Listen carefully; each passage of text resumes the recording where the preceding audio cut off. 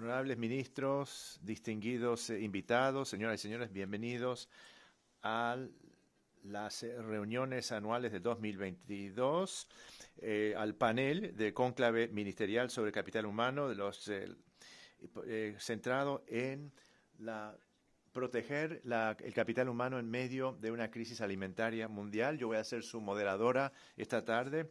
Y el cónclave ministerial sobre capital humano es una reunión que incluye los ministros de finanzas, de planificación, de presupuesto, que pertenecen a la red del proyecto de capital humano, que es un esfuerzo a nivel mundial que invierte en las personas para lograr una mayor equidad y crecimiento económico. Y como vimos en el video recién, la red se ha ido ampliando a incorporar a 86 países. Este evento es la segunda parte del cónclave, con el destino de compartir con un público más amplio de las principales lecciones aprendidas de la sesión y las conclusiones de la sesión a puertas cerradas de hace unas horas. Ahora vamos a dar la bienvenida a nuestros panelistas.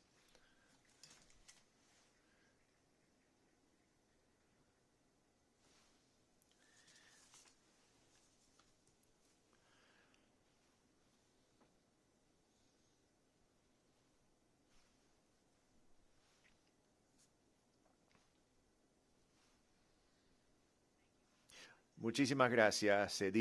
Nuestros distinguidos panelistas incluyen Manta Martí, presidente de Desarrollo Humano en el Banco Mundial. Ella supervisa las prácticas en materia de educación, la nutrición, salud y también población, género, protecciones sociales y trabajos, que incluye también los proyectos de capital humano. Su excelencia Olimarta Sarr, ministra de Economía, Planificación y Cooperación de Senegal.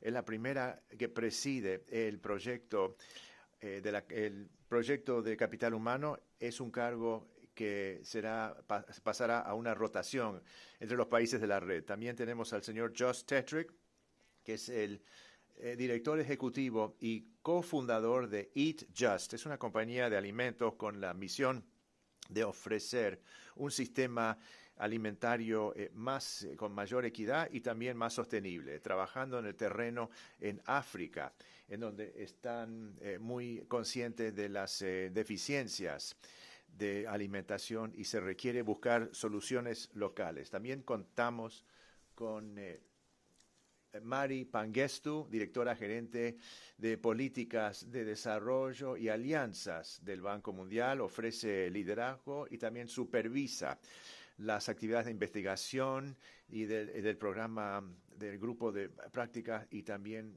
las funciones de relaciones externas y corporativas. Muchísimas gracias por estar aquí con nosotros esta tarde. Entonces, proteger el capital humano es algo sumamente, proteger el capital humano en medio de una crisis alimentaria, en medio de una guerra y con los aumentos en los niveles de pobreza, aumentos en los precios de los alimentos en todo el mundo que afectan a los sectores más pobres del mundo. Y también esto ha contribuido a una erosión de los resultados de capital humano y estamos presenciando unos aumentos en la inseguridad alimentaria.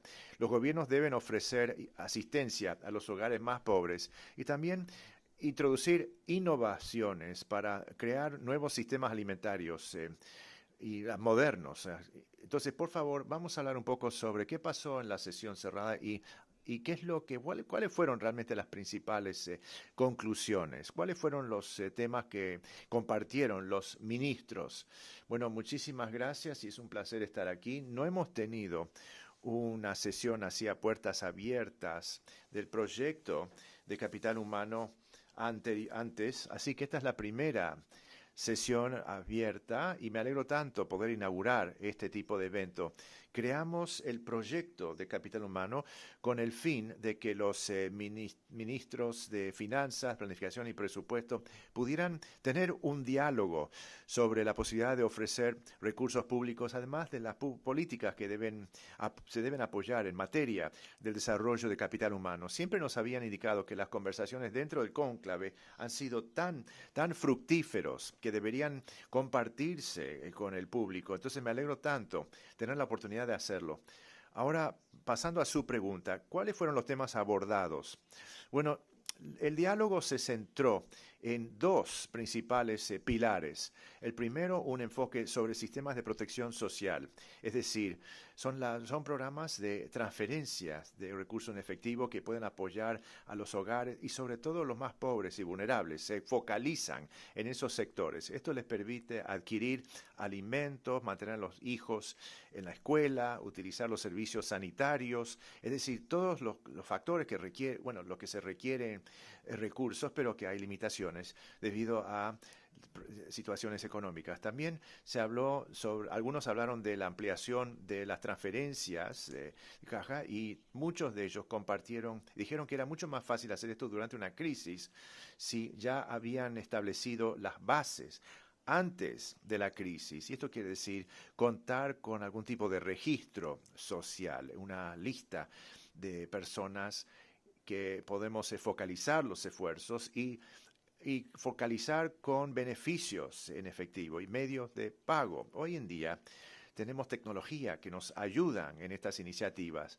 A veces se trata de transferencias electrónicas en efectivo, a veces se trata de simplemente transferir esto a las cuentas móviles. Entonces la tecnología ha abierto las posibilidades de aumentar los esfuerzos. Algunos ministros hablan de que esta crisis es una oportunidad para nuevas innovaciones, donde, por ejemplo, no se habían focalizado estos esfuerzos anteriormente y requerían apoyo y pudieron aprovechar la crisis actual para iniciar esto.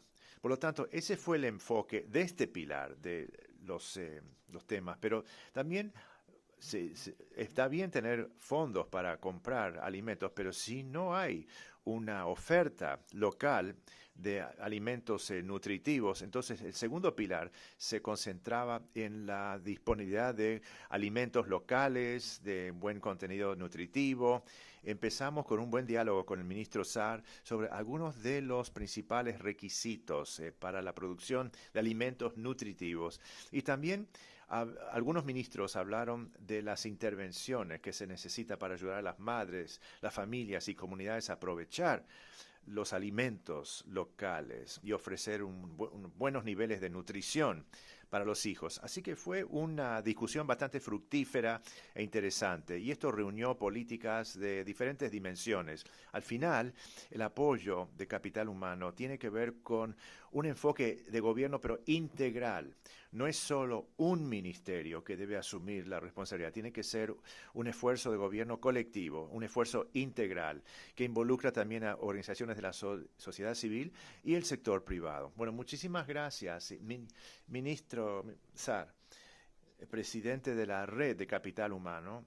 ¿Cómo podemos, esta crisis de alimentos, cómo puede afectar el capital humano y el futuro potencial de crecimiento? ¿Cómo está Senegal abordando este tema? Bueno, muchas gracias por ofrecerme el uso de la palabra. Quiero primero agradecer al Banco Mundial haberme invitado a presidir esta red tan importante que intenta compartir experiencias derivadas, lecciones para ayudar a las comunidades que giran en torno a este tema sumamente importante. La mayoría de los países son ya integrantes de la red de Proyecto de Capital Humano, y es un pilar del Plan de Desarrollo Nacional. Para lograr los ODS hay que abordar los temas de la alimentación, cero hambre y también la educación. En mi país, las protecciones sociales se encuentran en el centro de las políticas públicas, sea a través de un registro, el Registro Nacional de Personas Vulnerables, que permite transferencias en efectivo a los más vulnerables, y también contar con lo que se llama una cobertura sanitaria para los más vulnerables. Las protecciones sociales constituyen un componente de lo que diría el branding o los programas emblemáticos del gobierno. ¿Cómo luce el éxito? Bueno, hoy en día, cuando hablamos de múltiples crisis que el mundo está enfrentando, el tema de la nutrición es una prioridad crítica. Sabemos en África y en Senegal que si uno desea que los hijos aprendan, será necesario asegurar una buena nutrición, alimentación, y sabemos que, bueno, en las conversaciones vamos a identificar las soluciones, y quiero compartir con ustedes los programas de alimentación que se han ido preparando en Senegal. La segunda lección del proceso es que los niños, las mujeres y los jóvenes en general que no tienen una buena alimentación, que están expuestos al hambre, no pueden ser productivos. Y hoy en día los gobiernos, entre los cuales el nuestro, estamos invirtiendo de asegurar que se pueda de una manera eficaz atacar este problema. Durante el cónclave compartimos nuestro enfoque integrado. Son temas de políticas, de habilidades, de finanzas, acceso a los mercados y también mantener una infraestructura básica, porque para realmente poder atender las necesidades se requiere un enfoque integrado. Eso es fundamental. Y también quisiera tocar el tema del Sahel, la región del Sahel, que está compuesto de países que están en el epicentro del cambio climático, del extremismo violento. Y hoy en día hemos visto golpes de Estado y todas las crisis mencionadas, todas las crisis están afectando a las personas y el acceso a la nutrición. Hay medidas humanitarias con personas desplazadas y para realmente generar soluciones será necesario, y creo que hoy en día durante el cónclave, todos se pusieron de acuerdo que hay un llamamiento que se necesita, porque todos dicen que es importante, estamos dedicando los recursos al mismo, pero todos estamos de acuerdo que para poder efectuar cambios tenemos que pegar ese salto, y para pegar el salto no tenemos que esperar cambios incrementales, sino que tenemos que hacer importantes inversiones en los servicios sociales, la nutrición, la salud y la educación. Bueno, muchas gracias, ministra. Y Josh, ya tanto la señora Murty y la ministra Sarr están hablando de los desafíos que los países han enfrentado. Su compañía está desarrollando nuevos mecanismos para, por ejemplo, vender proteínas basadas en plantas. ¿Qué considera usted? ¿Qué deberían estar pensando los países en términos de las soluciones a esta crisis, sobre todo en base a su experiencia en Liberia, con la fabricación de una sopa que se basa en productos tradicionales? Bueno, yo me pregunto, ¿cuántas personas aquí en la audiencia saben? Y no levanten la mano, les voy a explicar lo que es este producto. Bueno, de donde yo vengo, cuando uno sale a ver el planeta hoy en día, uno no ve un sistema alimentario y una oferta alimentaria estable. Y eso se debe a muchas razones. Me voy a concentrar en una. Bueno, un tercio del mundo se dedica, o tierras arables se dedican a una actividad. Se dedican a sembrar soja y maíz que sirve de forraje para los animales que consumimos. Un tercio de las tierras cultivables se dedican al cultivo de soja y maíz. Más soja y maíz se dedica al ganado que a 1.000 millones de personas que sufren del hambre. Y si salimos del sistema actual, es muy difícil considerar y pensar esto y llegar a la conclusión de que esto tenga algún sentido. El problema con la alimentación de estos animales es que cuando empezamos a ver la aceleración del cambio climático, los precios de la soja y del maíz se disparan. Ahora cuesta, por ejemplo, ahora ha aumentado muchísimo el precio y tenemos que encontrar otra manera, otro diseño de sistema alimentario que sirve para nosotros, las personas con dificultades y también con la crisis del cambio climático. Y creo que no deberíamos en el futuro dedicar tanta tierra a estos cultivos. Ahora, ya sé que esto suena un poco raro, así que tengan paciencia, pero aquí tenemos una manera de preparar o criar ganado con una célula de de bancos de células o de la biopsia de un animal y se identifican nutrientes para alimentar las células. Y sería parecido a, como por ejemplo, una cerveza que se va preparando. Uno puede fabricar carne que utiliza el 70% menos de carbono, de agua, y esto parecería ser raro, pero les quiero recordar que casi todas las innovaciones que han salido, las personas creyeron que era una cosa bien extraña al inicio, pero luego se vuelve omnipresente y ya la gente se aburre. Entonces, estos tipos de tecnología, y esta no es la única, nos permite pensar de una manera más dinámica y audaz de crear un sistema alimentario más seguro, más estable, más y que creo que tendrá mayor impacto en muchas regiones. Yo trabajaba antes en África Occidental, en Sudáfrica, en Kenia, y también trabajé aquí también, en esta región. Bueno, y la iniciativa, me gustaría saber mucho más sobre este cultivo de productos cárnicos, pero en Liberia, por ejemplo, ¿qué aprendieron de esa experiencia? Bueno, cuando estuve trabajando en Liberia, a veces no se distingue entre los desnutridos extremos y las deficiencias de micronutrientes. Yo noté muchas deficiencias de micronutrición en Liberia, en Sudáfrica, y una cosa que mi compañía se destaca es que considera cómo combinar diferentes tipos de alimentos y crear algo diferente y posiblemente mejor de lo que existe en este momento.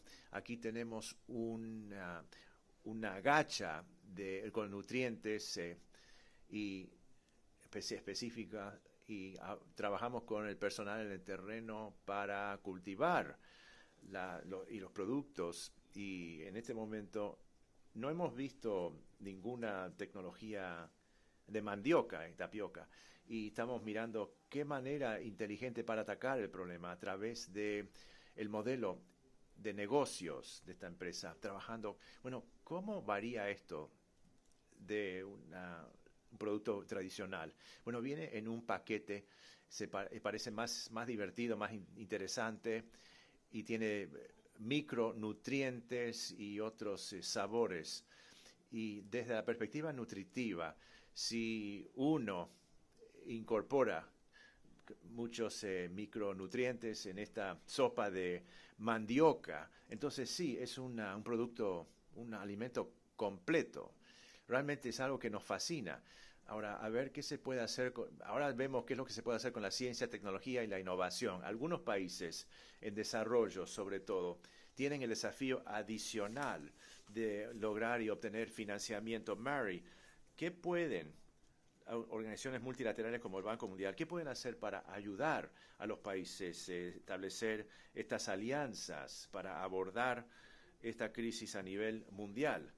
Bueno, gracias por la pregunta y simplemente quería decir que realmente me alegro tanto estar aquí, me parece tan interesante en esto como parte del cónclave sobre capital humano.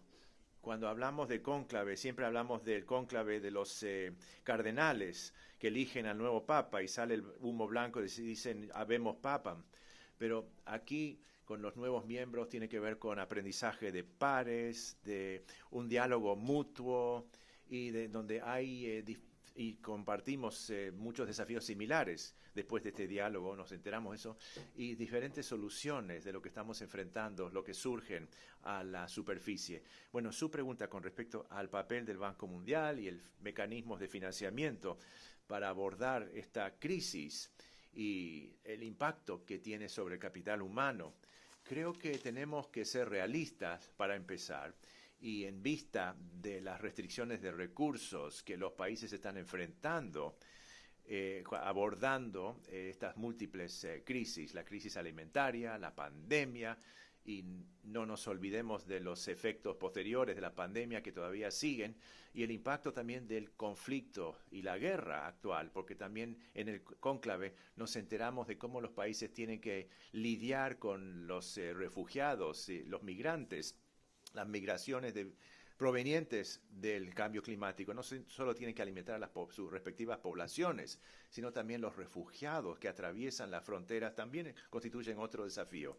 Por lo tanto, estamos hablando de enormes retos, pero tenemos que ser pragmáticos, innovadores y tenemos que hacerlo en estas asociaciones conjuntas. El banco realmente ha realizado, por ejemplo, mecanismos de financiamiento en los próximos 15 meses. Hemos diseñado respuestas a crisis a un total de 170.000 millones, 30.000 millones de los cuales se dedican a respuestas a las crisis alimentarias. Así que estamos trabajando con muchos de los países dentro del cónclave, apoyando los programas diseñados. IFC.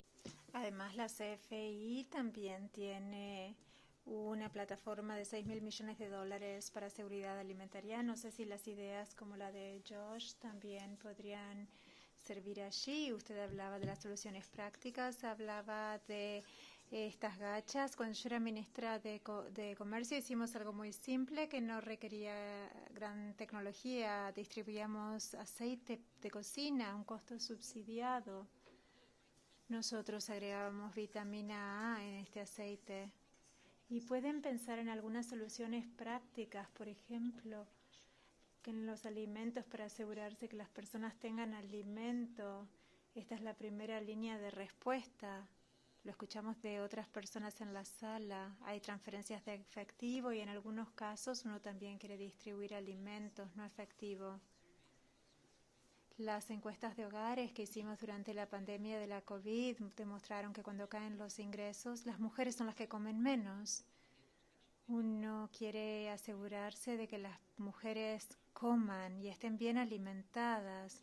Puede que uno tenga que hacer una distribución de alimentos en forma directa más que de transferencias de efectivo, porque las mujeres tienden a querer alimentar a sus hijos y a sus esposos antes de comer. Y luego también es importante concentrarse en la nutrición de los niños. Y uno puede pensar en soluciones de bajo costo y combinarlo con un programa de alimentos. Algo, por ejemplo, estas gachas con legumbres, algo simple, de bajos ingresos, y pueden cultivar estos elementos en sus propios jardines y es nutritivo. Yo les estoy dando simplemente algunos ejemplos antes de pensar en el financiamiento y en la gran tecnología con el financiamiento y las tecnologías que tenemos. Con respecto a las alianzas, nosotros tenemos muchas alianzas. Los países en sí, por supuesto, y alguien habló acerca de la importancia de trabajar con las comunidades. Yo realmente creo en eso. Los socios son el gobierno local, las comunidades y todas las demás comunidades de locantes para cofinanciar y poder llegar a la escala de los programas que uno debe tener en el terreno y el sector privado también. Sé que hoy no hablamos mucho del sector privado, pero creo que el sector privado también es un socio muy importante. Nosotros tenemos alianzas sobre seguridad alimentaria que están ocurriendo y llevándose adelante hoy mismo en el G20, el G7. Todos tienen estas alianzas de seguridad alimentaria con la intención de tener más coordinación. Y quería mencionar el Programa Mundial de Alimentos. Nosotros trabajamos estrechamente en el terreno, en el ámbito humanitario, pero luego del ámbito humanitario uno tiene que pasar a las cuestiones a más largo plazo de poder generar sistemas de alimentos sostenibles y nutritivos. No queremos volver a tener una crisis alimentaria. Me voy a olvidar de la sigla, pero es la Alianza para Alimentos Mundiales y que surgió de la crisis de 2008 de los alimentos. Nosotros decimos, bueno, ya hemos visto esta historia. ¿Cómo es que tenemos otra crisis alimentaria ahora? Porque no hicimos lo que debíamos hacer después de la última crisis alimentaria. ¿Cómo no repetir el mismo error? Y cómo poder tener las alianzas concentrándonos. Bueno, en esta nos estamos concentrando en los productores agrícolas, asegurándonos de que la producción y las cadenas de suministro se tengan en cuenta.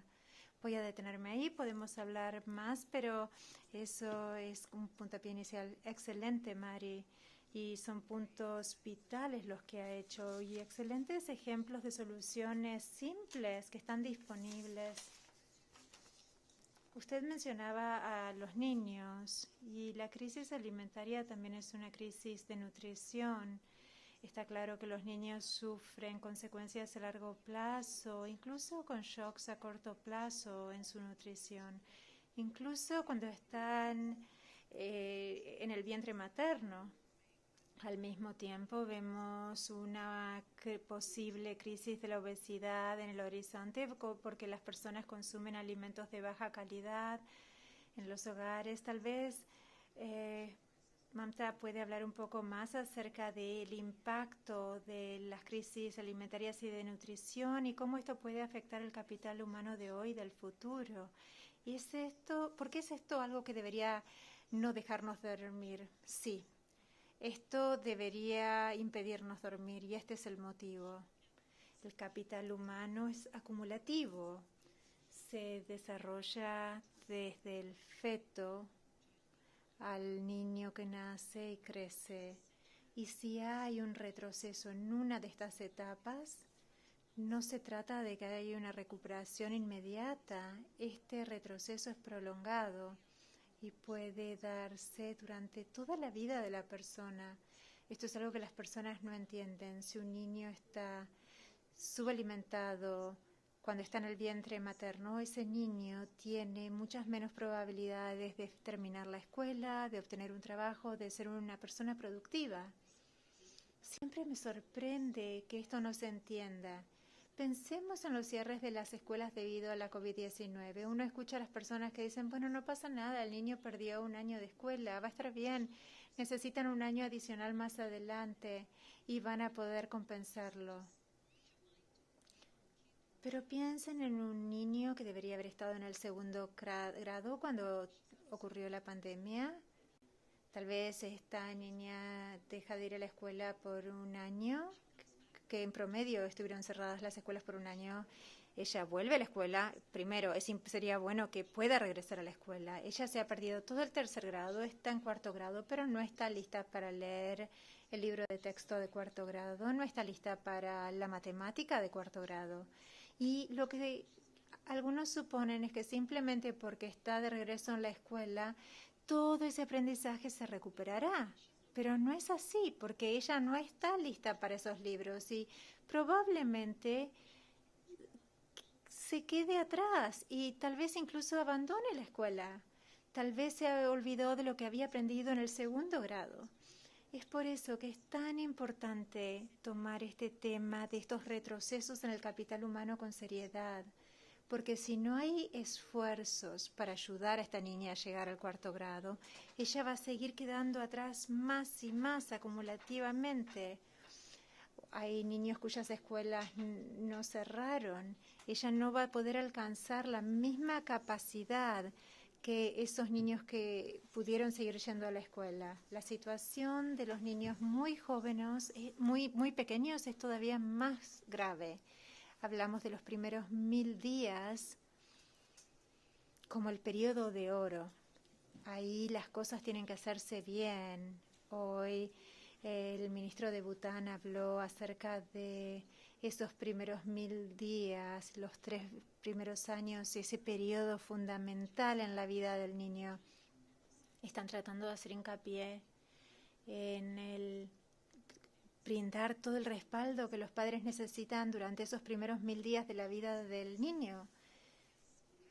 Y esto es lo que ocurre si uno no tiene estímulo cognitivo, si tus padres no te hablan de una manera que te aliente a aprender a hablar, o si uno no está expuesto a libros, o si uno está subalimentado, si uno no recibe los alimentos correctos o no recibe alimentos. Lo más probable es que uno no pueda ir a la escuela o que uno no pueda aprender a leer o que uno no pueda tener avances en la escuela. Es algo tan, pero tan serio. Realmente tenemos que hacerlo bien. Y una de las cosas que nos preocupaban muchísimo durante la COVID es que gran parte de las guarderías y los jardines de infantes estaban cerrados, lo que significaba que no había estímulo cognitivo. Y muchos niños además reciben un alimento o una comida que es muy importante de estas guarderías o jardines de infantes, y eso no estaba ocurriendo. Creo que es muy importante que las personas entiendan que el capital humano es acumulativo. A diferencia del ingreso, no se recupera. Uno tiene que tener un esfuerzo concertado para lograr que eso ocurre. Y la primera infancia, los primeros 1000 días de vida son sumamente importantes. Muchas gracias, Mamta. Ministra Sarr, Senegal toma muy seriamente el desarrollo de la primera infancia. Ustedes han invertido en la nutrición infantil y programas de estímulo temprano. ¿Podría compartir ejemplos de algunas de estas inversiones, especialmente en las diversas zonas de su país? Absolutamente, Senegal tiene un enfoque holístico con respecto a la nutrición infantil. Y realmente esto se encuentra basado en 3 pilares. Primero, es basado en la comunidad, y este enfoque comunitario es lo que impulsa el programa de nutrición liderado por las mujeres. ¿Cómo reunimos a las mujeres para asegurarnos de que los niños estén bien alimentados y estén consumiendo alimentos nutritivos? Ese es un pilar.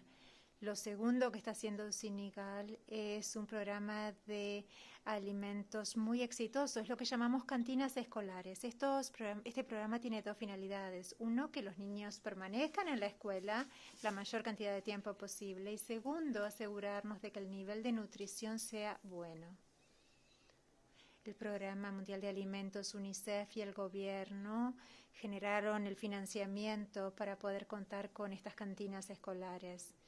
Este programa de alimento en la escuela también da la oportunidad a los productores agrícolas ingresos, porque usamos sus productos. Son productos que son comprados en el área local. Esto genera un ecosistema viable donde las personas sienten que participan del programa. Ese es el segundo pilar. La tercera innovación en Senegal es que Senegal incluyó superalimentos en nuestro programa de alimentación. Como ustedes saben, hoy el mundo está considerando el baobab. Quienes corren habrán oído hablar del hongo moringa y también el fonio. Nosotros tenemos esas plantas y esos superalimentos que son tan nutritivos, y el mundo nos los está comprando y nosotros los estamos agregando en los alimentos de los niños y nuestras comunidades.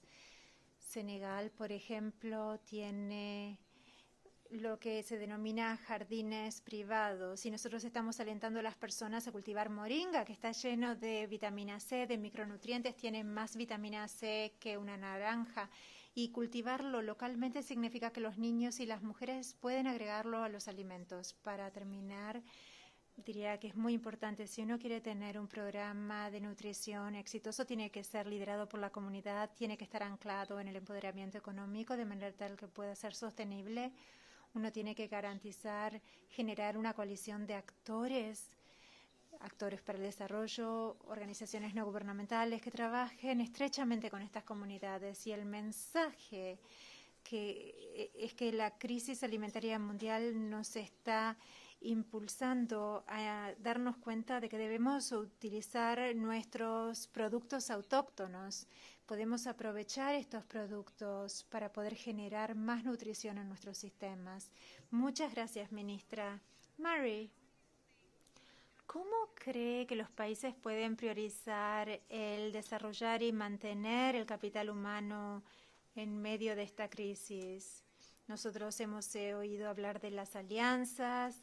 ¿De qué manera el Banco Mundial puede respaldar a los países para proteger y fortalecer el capital humano ahora en la crisis y también a largo plazo?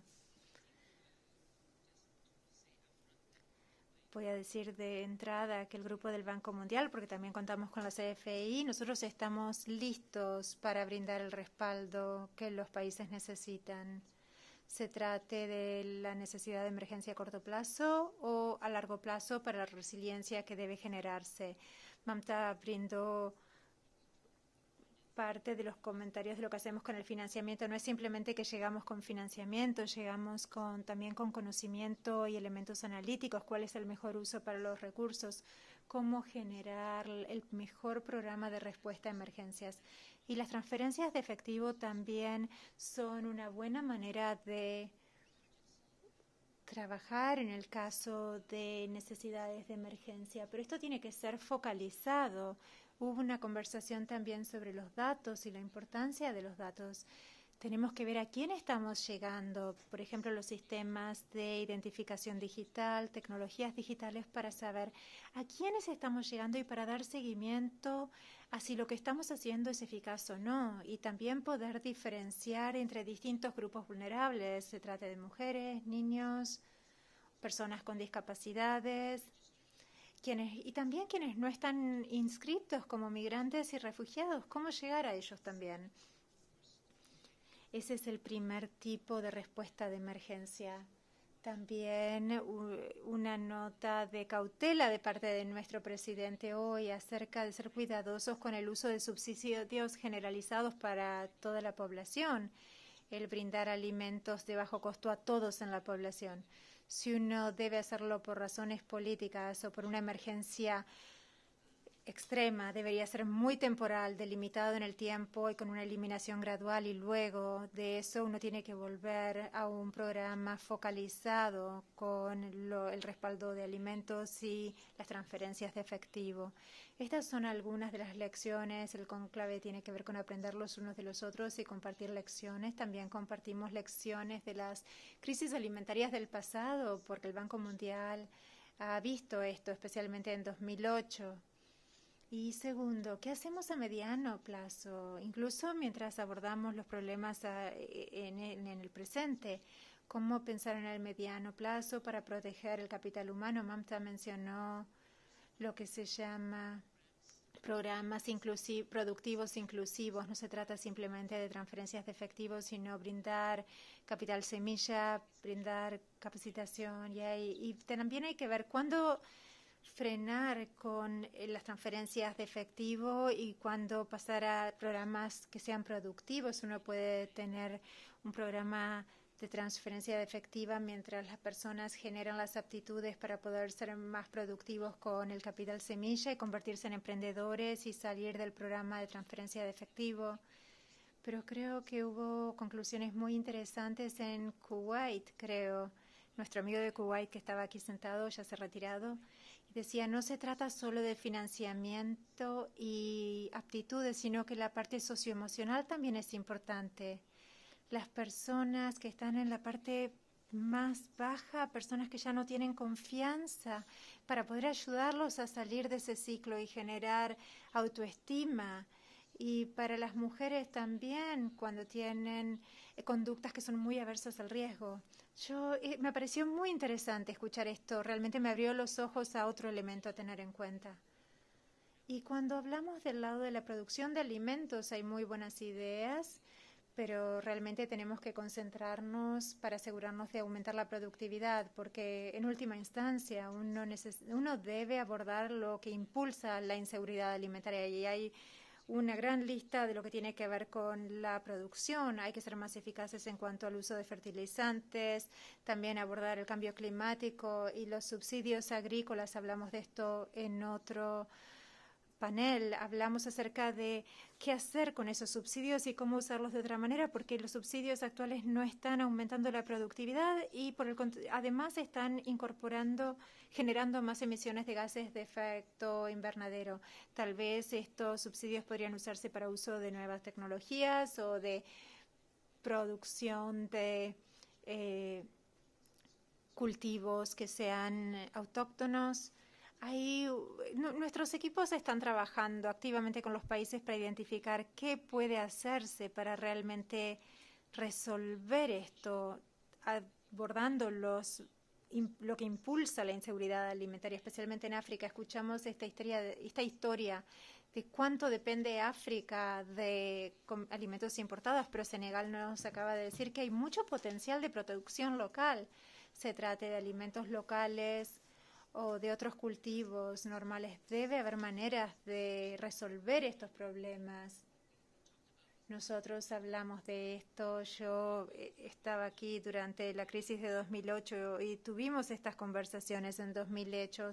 2008 se prestó mucha atención y luego las cosas se dejaron a un lado, pero ahora tenemos también la grave crisis climática y la fragilidad y el conflicto también. Así que es una situación todavía más difícil. Estamos listos para hacer todo esto con los países y también a nivel mundial con otros socios.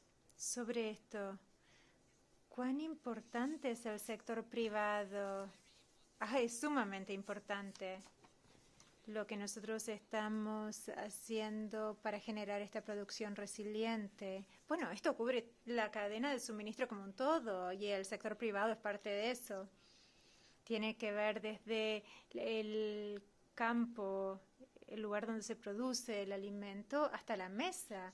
Tenemos que ser eficaces, eficientes en la totalidad de la cadena de suministro de alimentos. Creo que el sector privado es un actor importante. Este tema con los fertilizantes, eso tiene que ver con el sector privado. Vemos la innovación y la tecnología. Eso también tiene que ver con el sector privado. Aprendí una nueva palabra, que es la agricultura de precisión. Es saber exactamente qué tipo de fertilizante y nutrientes para determinada planta y cuánto, y uno puede usar la tecnología para saber, para no desperdiciar nada. Hablando de desperdicio, también hablamos acerca del desperdicio de alimentos como un problema. Yo como ministra de Comercio en aquel momento calculé cuántos alimentos se desperdiciaban solo en el transporte. Estos son temas que el sector privado tiene un papel a desempeñar. Nosotros trabajamos con la CFI, que tiene una plataforma de seguridad alimentaria de $6.000 millones, que es para trabajar con el sector privado. Usted habló de innovación y tecnología y Josh, eso es algo que su empresa es algo en lo que su empresa se concentra mucho. ¿Qué deberían estar haciendo los países para alentar más innovadores? ¿Y qué tipo de aptitudes en qué tipo de aptitudes hay que invertir? Creo que a veces me da la impresión de que se presenta una falsa alternativa. No lo estamos haciendo aquí, pero a veces ocurre. A veces se habla de innovación y tecnología y soluciones básicas. Las cosas básicas son, por ejemplo, la salud del suelo, este aceite con vitamina A, o lo que es lo importante, la tecnología innovadora. No debemos ser binarios, pueden hacerse varias cosas, por ejemplo, con la energía renovable y la descarbonización de la economía. Las personas tendrían que andar más en bicicleta, tenemos que tener paneles solares, podemos hacer todo eso. No tiene que ser una falsa elección y yo pienso en esto de esa manera. ¿Cuáles son algunas de las soluciones básicas? Me encanta lo del aceite con vitamina A. Uno no necesita cientos de millones de dólares. Es básico y tiene sentido. Algo que nosotros hacemos, que es un ejemplo de lo que la ministra decía acerca de los superalimentos. Para mí los frijoles mung son un superalimento. Nosotros vimos que en este tipo de frijoles que han sido cultivados durante 4.000 años hay una proteína de almidón que cuando uno la retira, esto se puede utilizar como si fueran huevos revueltos. Entonces ahora tenemos una red de cientos de agricultores en Tailandia, también Mozambique.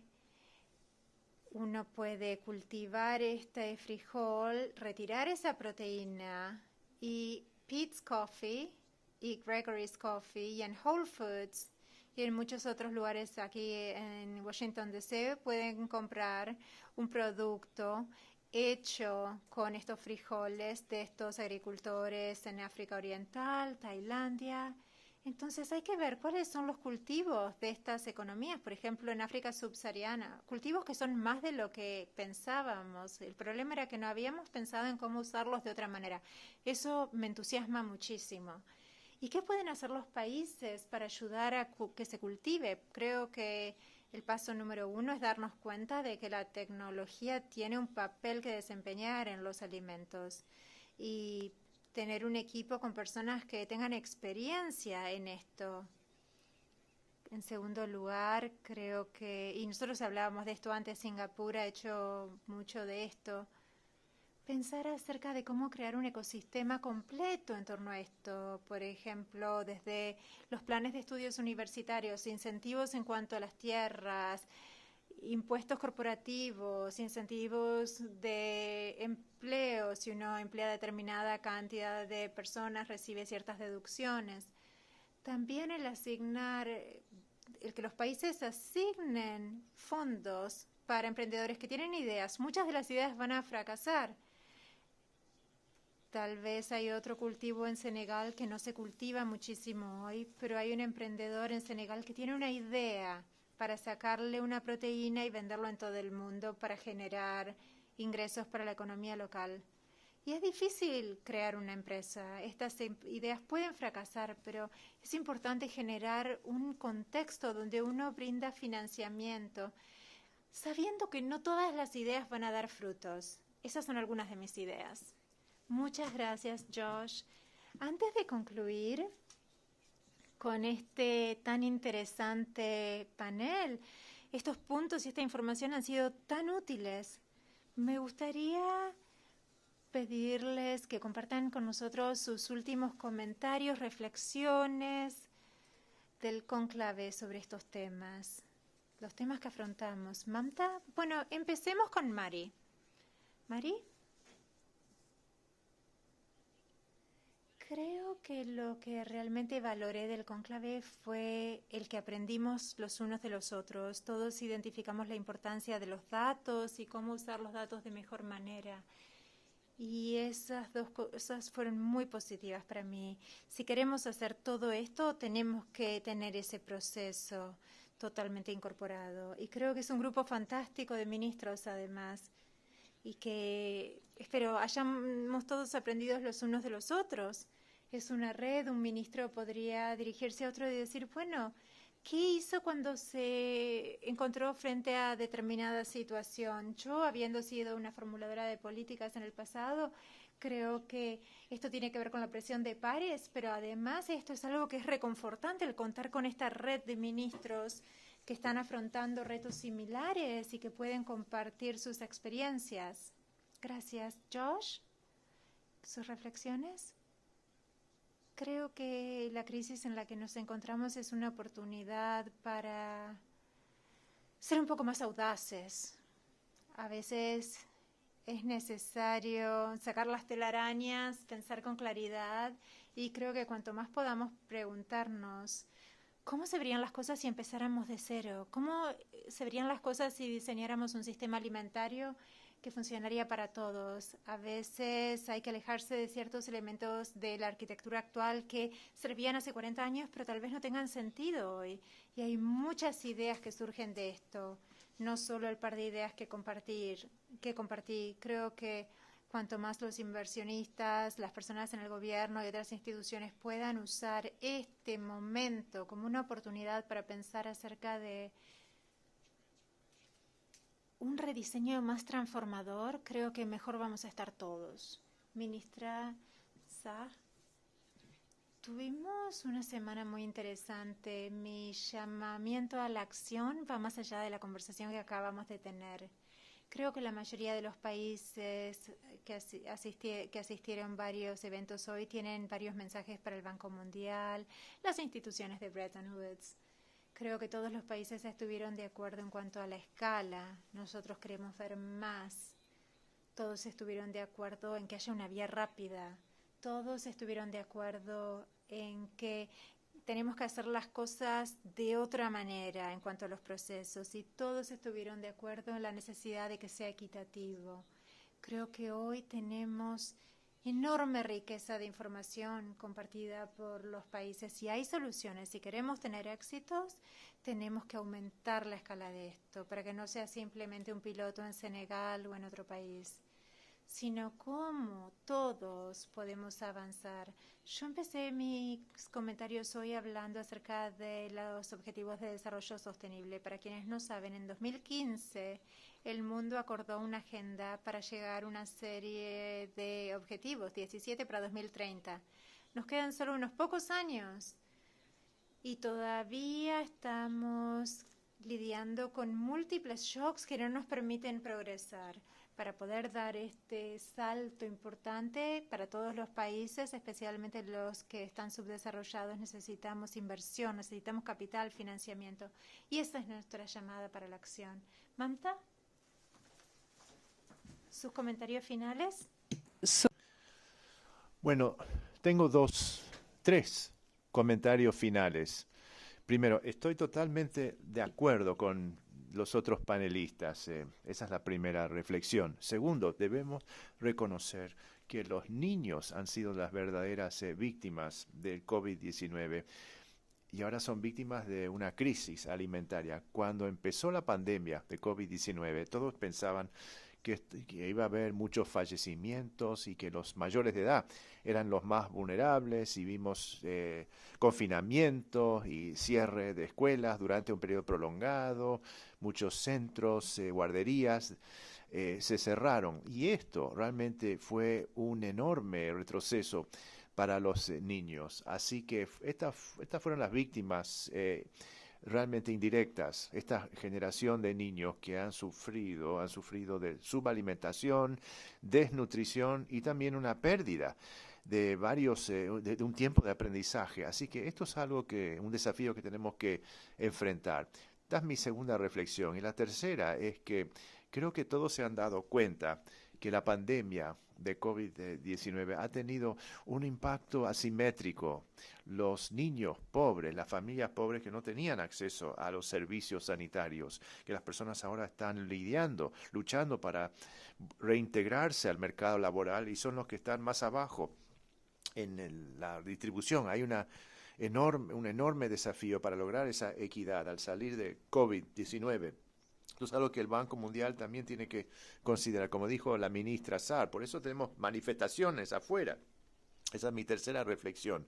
Tenemos que tomar el tema de de equidad en esta generación, y también la equidad intergeneracional, donde creo que entra de nuevo el tema de preocuparnos por los niños. Bueno, muchísimas gracias a todos. Realmente unas perspectivas muy perspicaces, y hablamos de, acciones, estas consecuencias se han traducido en acciones, y esperemos que más países se incorporen a la red de capital humano, y que ayuden a que más personas cumplan su máximo potencial. Agradecemos a todos los panelistas y gracias a todos ustedes también por acompañarnos en este diálogo.